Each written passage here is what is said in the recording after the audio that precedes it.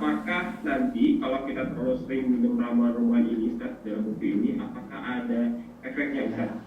Terjadi pengenapan terhadap ginjal? Kira-kira ada nggak pertanyaan begitu tuh? Kadang-kadang pertanyaan yang membingungkan saya. Kenapa saya bingung? Orang tiap hari makan gorengan nggak tanya efek sampingnya apa. Orang tiap hari minum es teh dikasih gula, nggak nanya dia efek sampingnya apa. Orang tiap hari ada tiap hari lah ada orang makan fast food, nggak nanya efek sampingnya apa. Tiba-tiba ujuk-ujuk bicara tentang kunyit. Yang tadi saya ambil kunyit itu berapa potong sih gitu loh. Coba pikir baik-baik lah, betul logika kita pakai gitu loh. Ya, bukan saya nggak mau jawab, bukan, tapi mari kita sedikit kritis gitu loh. Kritis dengan diri kita. Kayak kemarin ada ibu-ibu tanya gitu kan, subhanallah dalam postingan saya. Dokter, ada yang mengatakan katanya alpukat tuh kalau dimakan begini segala macam gitu kan. Ada seorang ibu komen gitu kan. Saya bilang, kalau anak ibu makan fast food atau makan nggak sehat, orang itu komen nggak? Kalau nggak komen, jangan ikutin komennya dia. Makan alpukat jadi begini begitu, ceritanya dari mana? Iya, kalau alpukatnya satu sendok, sisanya itu air, susu sama gula, ya iyalah. Ini kan enggak, kita makan alpukat, betul-betul alpukat. Jadi kalau misalkan saya praktekkan ini, resep-resep ini tiap hari saya minum gitu kan, sebenarnya overall tidak masalah. Tapi saya lebih menganjurkan itu pertama jangan sama resep tiap hari, tergantung kebutuhan Anda. Ya, itu yang pertama. Yang kedua, Anda bisa juga pakai pola selang-seling. Misalkan hari minum, besok perbanyak air putih, besok minum resep lain gitu-gitu loh. Itu yang kedua. Yang ketiga, Anda juga harus sebaiknya beraktivitas sehingga bahan-bahan itu tuh terserap dengan baik. Aktivitas misalnya olahraga gitu kan. Ya jalan, jogging atau apa gitu loh. Nggak masalah sebenarnya. Dan yang paling penting itu adalah tidak berlebihan. Ya, tidak berlebihan. Insya Allah tidak masalah. Tidak berlebihan. Contoh misalkan kita bicara tentang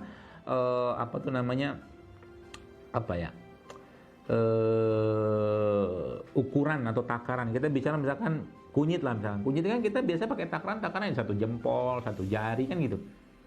Bukan 1 kilo, 1 apalah gitu kan, 1,5 kilo kan nggak banyak yang kita minum. Jadi nggak masalah sebenarnya. Ya. Dan berapa lama kita minumnya atau berapa lama kita mengkonsumsinya? Saya ada postingan saya itu yang saya share itu tuh rata-rata kalau Anda mau dapatkan manfaat yang optimal itu 3 bulan. Kalau Anda tidak ada penyakit, Bapak sekalian, kalau Anda tidak ada punya penyakit, maka variasikan saja. Ya, misalkan hari ini minum jahe, besok kunyit, besok macam-macam gitu kan, atau dengan pola-pola yang saya jelaskan tadi, itu selama 3 bulan. Kenapa? Jujur-jujuran saja kita dengan diri kita. Dari perjalanan hidup kita, mungkin dari akil balik, kita dari Bali sampai sekarang, kira-kira lebih banyak makanan atau minuman sehat yang masuk ke tubuh kita, atau lebih banyak makanan atau minuman yang tidak sehat? Jujur aja. Kira-kira banyakan yang mana? Ya, Pak Ramdan aja kalau ditanya begitu, saya yakin jawabannya banyakan yang nggak sehat yang masuk kan? Kan gitu. Jadi berarti sekarang lah kita saatnya disiplin gitu kan. Ya tapi lagi-lagi nggak berlebihan. Nggak pernah ada ceritanya orang Indonesia keracunan minum kunyit, ada nggak? Nggak ada. Nggak ada kan? Nggak ada ceritanya orang Jawa Barat habis minum wedang tiba-tiba berbuih-buih, berbusa-busa, kejang-kejang, nggak ada. Di Jawa Barat kan banyak wedang tuh maksud saya gitu kan.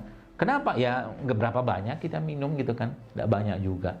Ya, apalagi kita ada aktivitas ya. Kita minum air putih juga dan seterusnya lah. Tambahkan lagi dengan konsep tadi tidak berlebihan, selang-seling gitu-gitu. Insya Allah tidak masalah ya. Tidak masalah. Asal jangan berlebihan.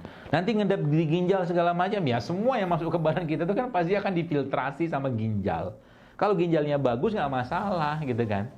Ya, kecuali ginjal sudah bermasalah ya memang kita mungkin perlu membersihkan ginjal atau memperbaiki ginjal dulu, itu lain cerita. Itu yang saya bahas inilah yang masih dalam koridor kitanya masih tidak banyak penyakit gitu loh, tidak ada penyakit. Tapi kalau sudah ada penyakit, maka saya lebih menyarankannya Anda berkonsultasi dengan herbalis atau ahli kesehatan atau terapis yang bisa memantau Anda. Gitu loh. Contoh misalkan kalau orang misalkan sakit, misalkan ada masalah di ginjal gitu kan, boleh kan minum ramuan ini? Ya belum tentu boleh. Cocoknya sama yang ini kan gitu. Maka Allah kan ciptakan tuh beda-beda tuh. Ada jahe, ada kunyit, ada tengkuas, ada temulawak, ada kunyit putih kan beda-beda manfaat. Tapi salah satu clue-nya itu kalau yang biasa saya pakai itu biasanya kalau yang lebih banyak Allah ciptakan, ya, itu lebih aman untuk dikonsumsi. Contoh begini aja. Kalau Anda pergi ke pasar, sekalian, Anda lihat di sana, lebih banyak atau lebih gampang Anda menemukan jahe atau kunyit atau temulawak atau kunir putih. Jawabannya kan jahe sama kunyit. Temulawak jarang-jarang yang jual.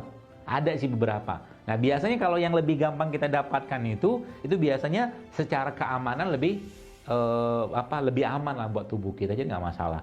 Di pasar kita, adakah Anda mendapatkan daun-daun sambiloto dijual? Kalau pasar obat kayak di Jogja itu mungkin ada, tapi kalau pasar umum kan jarang. Itulah. Seperti itu. Jadi kita menggunakan ya konsep-konsep yang di mana Allah biasa lebih banyak menumbuhkan produk-produk tadi gitu kan. Itu insya Allah aman, insya Allah. Bismillah.